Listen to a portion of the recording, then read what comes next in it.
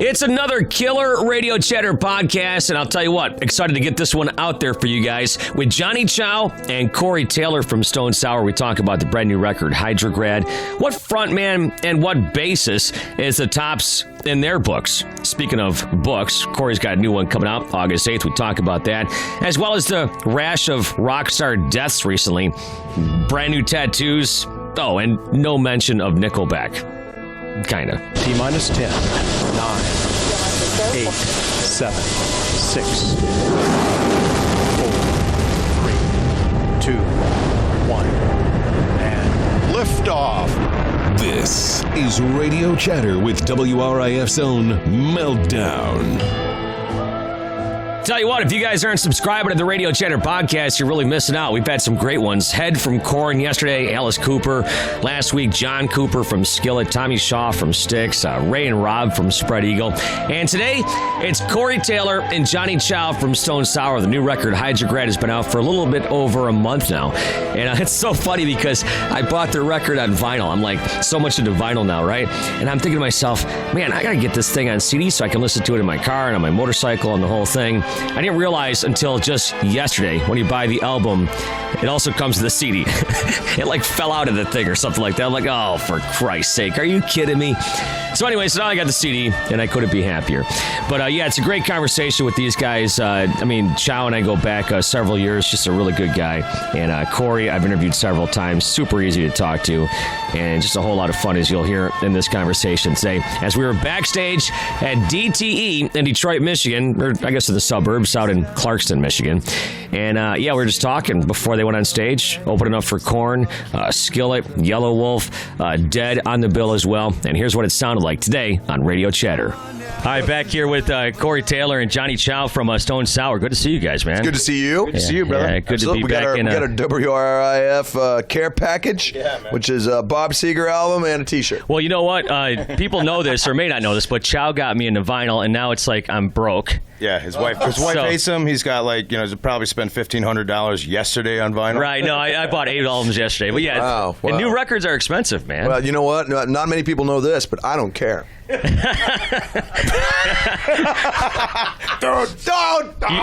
don't care how much they cost? No, I don't care about this story. Or albums. I'm bored to tears. Here we go. All right.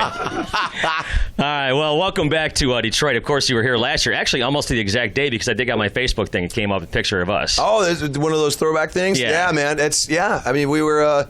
just here it was the Slipknot Manson tour, right? Yeah. And you showed me how to do selfies. So I I did with the volume button. I never did the thumb thing before. He didn't know that. He didn't realize you could use the volume button as like a machine gun kind of shooter. No. Do that again. There you go. Perfect. All right. Yeah, but he took about 12 different pictures. Yeah, totally. Moving around. You can piece them together. The action poses. Right. It's like a weird flip book. Yeah. Except on your phone. So I guess I pick up the record, right, and I'm still waiting to hear that Kickstart My Fart song, but that still hasn't made the album. We're working on that. Okay. You know, it's a think piece. Okay, a think piece. All right. You don't want to peak too early with Kickstart My Fart, because it's going to be a huge hit. Huge. Grande. Muchos grande. Hey, well, I'll tell you what, Chow, let me ask you about this. So last year, like Corey said, he was here in Detroit and stuff, and you guys were waiting for the Corey train to slow down so you could hop on board with the Stone Sour thing. So tell me about how much anticipation you guys had for this year. Well, we've actually, we got together, we did those Burbank EPs, and while we were done doing those and getting done with them, we actually were all of us were piecing together songs and throwing parts at each other, and Tooch would Frankenstein them up, and and everybody would come with all these songs. So we were like, why not start demoing this stuff out? And that's what we wound up doing over the past, couple years while I was out. And Corey would, when Corey had time off, which would be half a day. I know it. We'd all go in there. It's a great half a day, though. We'd all go in Roy's studio and just crank out the demo. So we were really prepared when we went in for this album. Yeah, now, does the same kind of thing happen with Slipknot? I mean, are those guys working on some stuff? No? No. Well, I talked to Clown back in February, and he said, yeah, we're kind of already working on ideas. Yeah. Sure. Clown's also got 4 movies that he's movies on. And stuff like that, right? It's it's hard to get 9 jackasses together. Dude. Right. It really is. It's not as hard with 5 jackasses. Right. No, it takes a little time. Obviously, you want to catch your breath and you want to take a little time. But with us, man, I mean, we had all that time to be able to really get those ideas together, and we were able to demo them basically in the same room. And kind of capture the excitement of like hearing how they would sound live. And we were like, well, why don't we record it that way too?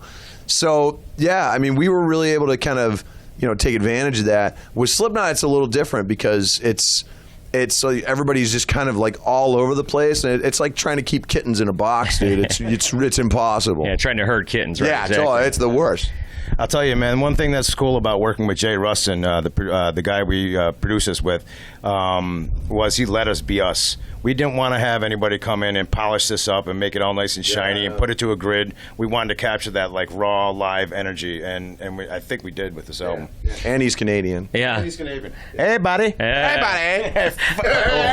Oh, well, it's recorded. They can bleep it, but don't do it. Yeah. No, I think it's funny you should mention that about the grid and stuff, because I don't know if I was listening to your podcast with Jericho or whatever, but people tend to start looking at music now instead of hearing it. Yeah, Right? that's what we were talking about. Yeah, it was Jericho's podcast. Yeah. It was like people listen with their eyes instead of their ears. Yeah, you're looking at Pro Tools, you're seeing where all the beats are. It's ridiculous. So Jay would have us record, and he would shut off the screens so we couldn't watch because people like get caught like staring at the Pro Tools. Right. And he was like, and we were. It helped us find the groove, man. There's so much groove on this album. Yeah. Like, people don't even realize it's like there's ass in it. Yeah, put the ass in it. No, we all were in a room staring at our ugly faces. Yeah. Everybody was in there. We were able to catch. It wasn't exactly like conducive to creativity, but it definitely helped us work quicker because we wanted to get the hell out of it. Actually, we were crushing it, man. I mean, a couple weeks we pretty much had the album. We were done. We were done in less than a month. Yeah. I mean, like 85% done. Yeah. It was then awesome. you would take it out to let some of your fans listen to it. Yeah. We could have Bert _14. There you go, Bert. Go to Porto's, get some serious food. All right, so listen, I talked to James Hetfield a couple weeks ago. What's the epitome of a frontman for you, Corey? For me? Yeah. Oh, God. Who's like the guy that you're like, that's a frontman right there? Well, I mean, James is definitely up there. He's got such a great, unique style. Like he's like, because he attacks the songs, and then he's just like so stoked. He's just like, yes, everybody come and have fun, Yeah. But then you've got, people like you've got Diamond Dave. I was just thinking that Dave too. I knew you were going to say that. He's one of those ultimates. But I mean, to me, Freddie Mercury, like nobody touches him. Really? He is the gold standard as far as I'm concerned. Whether it's Bruce, who I love, Dickinson, obviously, right. or Bruce Springsteen. I mean, both are equally adept at it. But there was something about Freddie that he would just draw all of that positivity, everything, all of that out of it, and he was just electric from the second he hit the stage. It didn't matter if he was sick or tired or whatever. When he was on, man, it was like you turned a spotlight on, and he just shone. Now, did you see him live at all? No. God, I was going to say, yeah, because we're so young, yeah. I wish. It's one of those things that I have like a handful of like live regrets. Yeah. That's definitely one of them. But it's to me, I feel that energy though, and that's the kind of stuff that I want to bring when I come on the stage, and I hope that people enjoy it as much as I watched him, enjoy it. Yeah. Yeah. What about you, Chow? What the epitome of your bass player? I mean, as far as like live bass playing goes, I mean, it's like the bass player is not the front person normally. So I mean, it's about the energy and the groove and the vibe. And John Entwistle, man, you go and see him, and all you see is a blur of fingers. Yeah. You don't even see his hands. All those fingers are moving. I mean, Chris Squire, man. I mean, that guy just nails it. I mean, rest in peace. But Well, what he's not telling you is he has a half-naked picture of Bootsy Collins in his bunk. It's laminated so he doesn't tur. I thought it was a Billy Sheehan picture, but whatever. Billy Sheehan. Yeah, Billy Sheehan. Ed McMahon. yeah. Another Buffalo guy, Billy Sheehan. Yep, exactly. He's sick too. Yeah. Hey, so you talk about some of the guys that have passed away. I know you guys have been doing too many, as far as I'm concerned. Paying homage to some of these guys lately, and of course with Chester, I was just talking about this with Head. That kind of came out of left field, as did Chris Cornell. And you guys were supposed to play at Rock on the Range. Yeah. And Chris Cornell. So it's a very weird time. Yeah.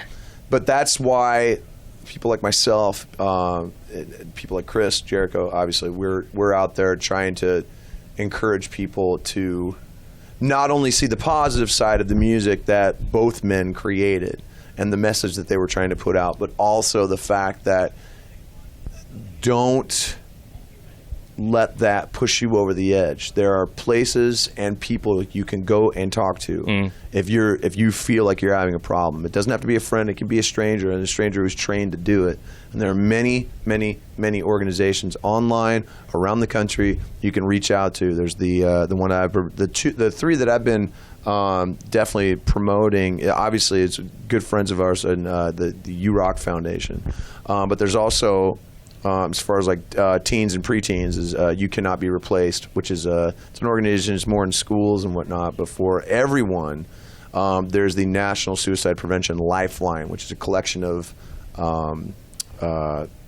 crisis centers all over the country that are all linked under one network. And you can reach out online and find one that's close to you and get the number and talk to somebody who can help you. Yeah, it's really been crazy. You guys just did the festival, too, with C there, right? The Rise Up Fest. Yeah, so that's what it's all about, you know? Yeah, exactly. So I mean, those things came right out of left field. Hey, a couple more things here for you guys real fast. So you got your book. Of course, you're never one to sit around and do nothing. So your book is coming out. You know, of course, you're touring with Stone Sour and stuff. So when does the book drop? At the end of August? Or? August 8th. At the beginning of August. August 8th is coming up, yeah, it's called America 51. You can guess what the hell it's about. But Russia? Yeah, well, in a way. It's honestly, everybody assumes that it's a Trump basher, and it's not. You know, obviously, I'm not ecstatic about the fact that we have a Cheeto for a president.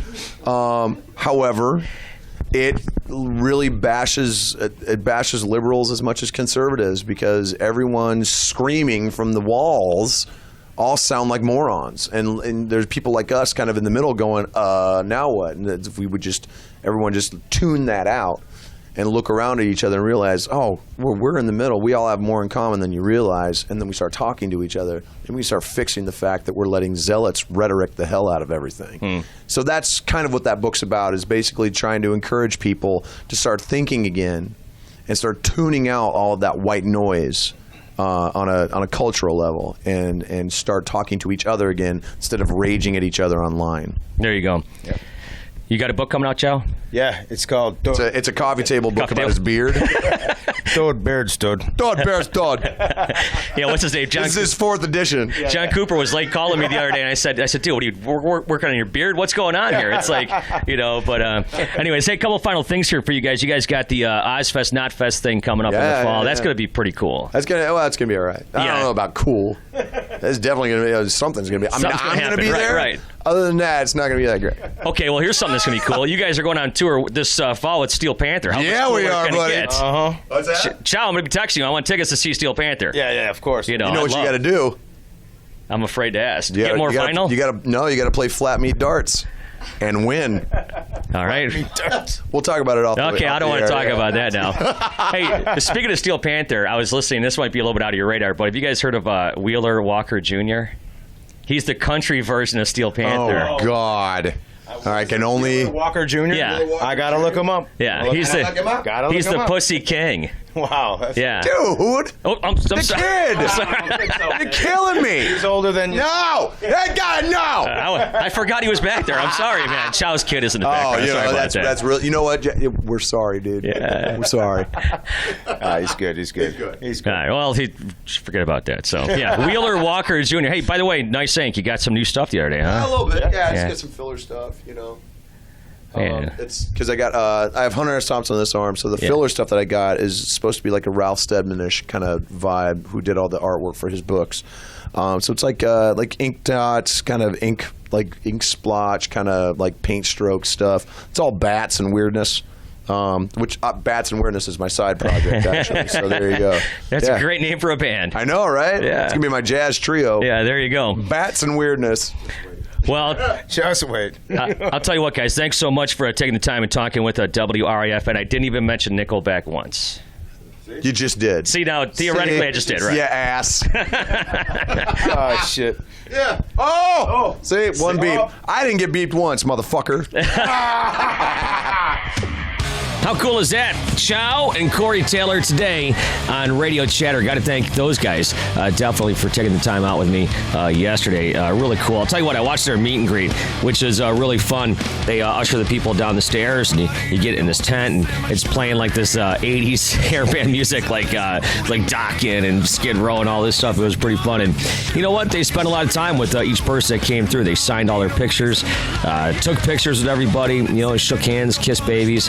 Those guys are out there really working it. They got a couple more dates on this tour with Korn. Then they go out on their own, doing some different shows around the country. So good luck to those guys in the future. Safe travels and the whole thing. We'll see you next time back here in Detroit, or at least close to Detroit. And like I said, that tour with Steel Panther in the fall, are you kidding me? That is a must-see as far as I'm concerned, and I will be there to check that out with bells on. In the meantime, subscribe to the Radio Chatter podcast. Give us a 5-star rating, give us a review, and definitely share it with your friends, and keep checking back because we've got tons of interviews, and it just never stops right here. The Radio Chatter podcast from WRIF in Detroit. Thank you guys so much for checking it out.